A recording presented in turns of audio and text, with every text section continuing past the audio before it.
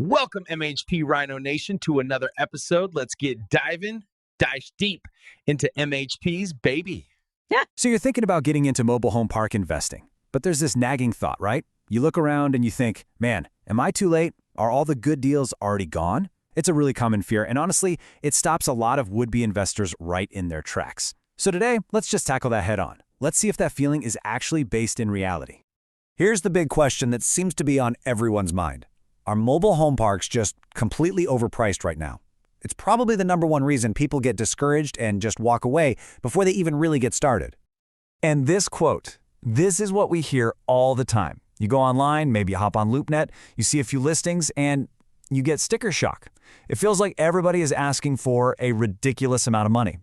But what if that gut reaction is coming from, well, looking in all the wrong places? Yeah, let's pull back the curtain on what we can call the overpriced market myth. Because a lot of the time, this belief that the market is just fundamentally broken comes from a simple misunderstanding of how this whole thing actually works. And look, let's just be blunt about it. Concluding that every park is overpriced after a quick 5-minute search online, that's often the result of what you could call a lazy strategy. It's the easy path, for sure, but it absolutely does not give you the full picture, not even close. So, to get past that surface-level gut feeling, we need a better way to look at this. We need a more rigorous, almost scientific definition of what overpriced even means in real estate. And here it is. This is the key. A market is truly overpriced when the cap rate, the return you get on the property, is actually lower than the interest rate you're paying on your loan. Think about that for a second. When that happens, the very leverage you're using is actively working against you, digging you into a deeper hole with every payment.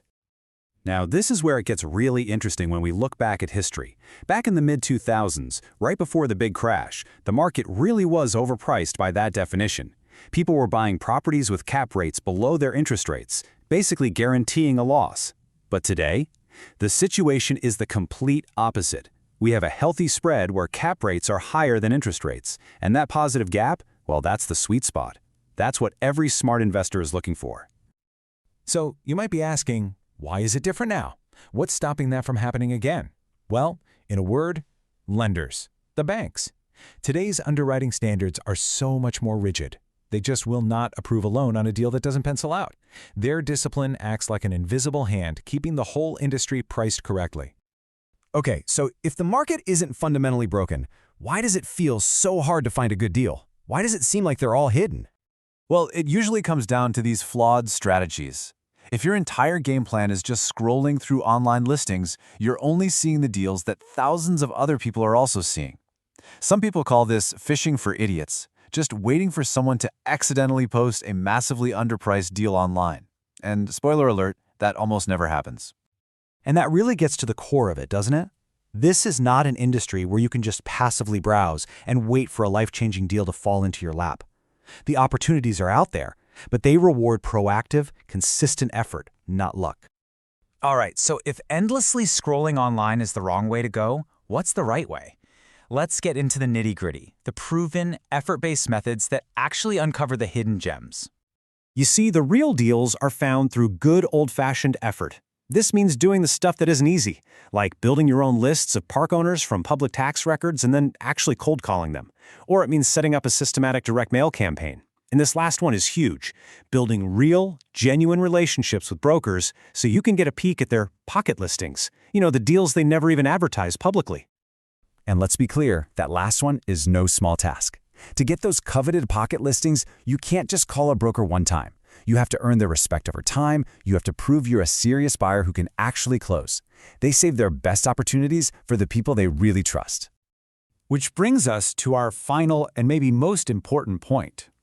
It's a simple equation that really governs this whole industry. Effort equals opportunity. Let me show you exactly what I mean.